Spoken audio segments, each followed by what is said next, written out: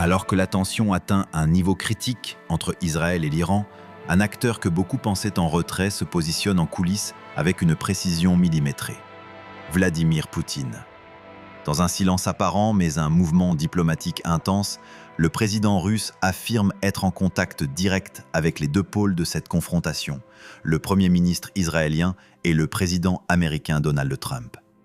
Ce que Poutine met en place n'est ni plus ni moins qu'un jeu d'équilibre explosif, où il tente de ménager les intérêts vitaux d'Israël tout en consolidant une coopération nucléaire stratégique avec l'Iran. Face aux frappes, aux menaces d'escalade et à la fermeture de l'espace aérien dans plusieurs pays, la Russie adopte une posture à contre-courant. Elle appelle à la désescalade sans se livrer à des condamnations binaires. Mieux encore, elle propose une issue négociée dans laquelle il est possible de garantir les intérêts de l'Iran dans le domaine du nucléaire civil tout en atténuant les préoccupations sécuritaires d'Israël. Une déclaration forte, audacieuse et surtout révélatrice d'une volonté de peser non par la force, mais par la maîtrise des leviers diplomatiques et technologiques. Mais derrière cette apparente neutralité se cache une stratégie habile. Consolider la position russe au Moyen-Orient en s'imposant comme médiateur incontournable dans un conflit que l'Occident semble incapable de contenir.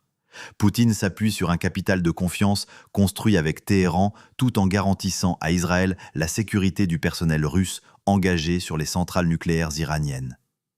Il ne joue pas seulement les équilibristes, il redessine les lignes d'un ordre régional nouveau, à sa manière. Alors, cette initiative russe est-elle un authentique effort de paix ou un calcul froid destiné à prendre le relais d'une influence américaine en déclin? Suivez la vidéo jusqu'à la fin, aimez et partagez et donnez vos avis en commentaire. Merci pour votre précieux soutien. Comme vous le savez, la Russie et moi personnellement sommes en contact avec le Premier ministre d'Israël et sur cette question, en contact avec le président Trump. Il faut toujours se demander si un objectif est atteint ou non lorsqu'on initie quelque chose. Nous constatons qu'aujourd'hui en Iran, malgré la complexité des processus politiques internes que nous connaissons et il n'est pas nécessaire de s'y attarder, il y a tout de même une consolidation de la société autour de la direction politique du pays. C'est presque toujours ainsi, partout, et l'Iran ne fait pas exception. C'est la première chose. Deuxièmement, ce qui est très important, tout le monde en parle, je ne fais que répéter ce que nous savons et entendons de toutes parts. Ces usines souterraines existent, et il ne leur est rien arrivé. Dans ce contexte, il me semble qu'il serait juste que nous cherchions tous ensemble des moyens de mettre fin aux hostilités et de trouver des voies de négociation entre toutes les parties impliquées dans ce conflit afin d'assurer d'une part les intérêts de l'Iran, notamment en ce qui concerne ses activités nucléaires, y compris pacifiques, je parle de l'énergie nucléaire civile et d'autres applications pacifiques, et d'autre part, les intérêts d'Israël du point de vue de la sécurité inconditionnelle de l'État juif. C'est une question sensible et il faut faire preuve de beaucoup de prudence, mais à mon avis une solution globale est envisageable. Comme vous le savez, nous avons repris à l'époque un projet en Iran lancé par des entreprises allemandes, et nous avons terminé la centrale nucléaire de Bushehr. Elle fonctionne aujourd'hui. Les entreprises allemandes sont parties, et les Iraniens nous ont demandé de poursuivre. Cela a été compliqué car ce qui avait été conçu par les spécialistes allemands correspondait à leur propre design, et Rosatom a dû déployer de gros efforts pour adapter l'ensemble à un réacteur de conception russe. Néanmoins, nous l'avons fait, et ce bloc fonctionne avec succès. Nous avons signé un contrat pour la construction de 2 blocs supplémentaires. Les travaux sont en cours, et nos spécialistes, plus de 200 personnes, sont présents sur le site. Nous nous sommes mis d'accord avec les autorités israéliennes pour garantir leur sécurité. De manière générale, compte tenu des projets de l'Iran de poursuivre le développement de l'atome pacifique, notamment dans l'agriculture, la médecine et d'autres domaines, ce qui ne relève pas de l'énergie nucléaire au sens strict, nous pourrions, avec l'Iran, et je pense cela possible en raison du niveau élevé de confiance entre nos deux pays, avec lesquels nous entretenons de très bonnes relations, poursuivre cette coopération et garantir leurs intérêts dans ce domaine. Je ne vais pas entrer dans les détails, ils sont nombreux, et nous les avons discutés tant avec les représentants israéliens qu'avec les Américains.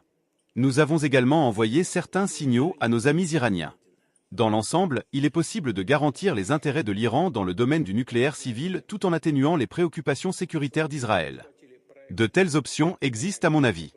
Nous les avons présentées, je le répète, à nos partenaires, aux États-Unis, à Israël, et nous les avons communiquées à l'Iran. Nous n'imposons rien à personne. Nous disons simplement comment nous voyons une issue possible à cette situation. La décision appartient, bien entendu, aux autorités politiques de tous ces pays, en premier lieu à l'Iran et à Israël. La déclaration de Vladimir Poutine ouvre un espace de réflexion d'une intensité rare dans le contexte géopolitique actuel. Peut-on réellement croire à l'émergence d'un rôle de médiateur entre Israël et l'Iran joué par une Russie qui, pourtant, entretient des intérêts profonds avec l'un et une coopération nucléaire active avec l'autre? Poutine affirme vouloir garantir les intérêts de l'Iran dans le domaine du nucléaire civil tout en atténuant les préoccupations sécuritaires d'Israël. Cette phrase, en apparence équilibrée, soulève d'emblée une question. Comment un acteur aussi impliqué dans les rouages militaires et énergétiques du Moyen-Orient peut-il s'ériger en arbitre neutre et impartial? La réponse à cette interrogation n'est pas simple. D'un côté, la Russie a tout intérêt à préserver sa relation stratégique avec Téhéran, notamment sur le plan énergétique et militaire. Le projet de centrale nucléaire de Bushehr, mené par Rosatom, est bien plus qu'un simple partenariat technique. Il est un symbole d'alliance et de confiance, fondé sur un transfert de technologie hautement sensible. Mais d'un autre côté, Poutine affirme qu'il a informé les États-Unis, Israël, et même envoyé des signaux à l'Iran, comme pour prouver qu'il ne cherche pas à s'aligner aveuglément. Alors, que faut-il comprendre? Que la Russie propose une forme de diplomatie à plusieurs visages, capable de dialoguer avec toutes les parties tout en protégeant ses propres intérêts. Est-ce une tentative sincère de stabilisation régionale ou une manœuvre tactique pour affirmer son statut de puissance incontournable dans un monde où les équilibres changent et où les États-Unis ne sont plus les seuls garants de l'ordre mondial? Le discours de Poutine marque aussi une rupture avec la logique binaire de l'Occident. Il ne choisit pas un camp, il revendique le rôle de facilitateur, un mot non prononcé mais omniprésent entre les lignes. C'est peut-être là le cœur du message.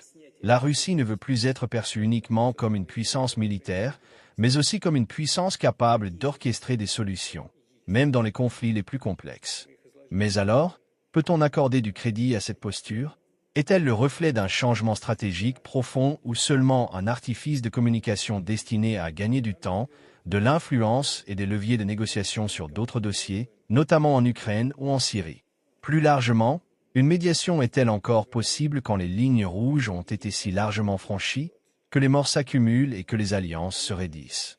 Autant de questions que ce discours suscite, et auxquelles il n'apporte volontairement aucune réponse définitive. Poutine semble vouloir créer un espace où toutes les options restent ouvertes, tout en veillant à ce que la Russie en ressorte toujours comme un acteur central, incontournable et écouté. Cela vous semble-t-il sincère, intelligent, manipulateur, ou peut-être tout cela à la fois? Dites-le en commentaire. Merci d'avoir suivi la vidéo jusqu'à la fin. Pensez à aimer, à partager et à commenter pour nourrir le débat. Merci et à très bientôt.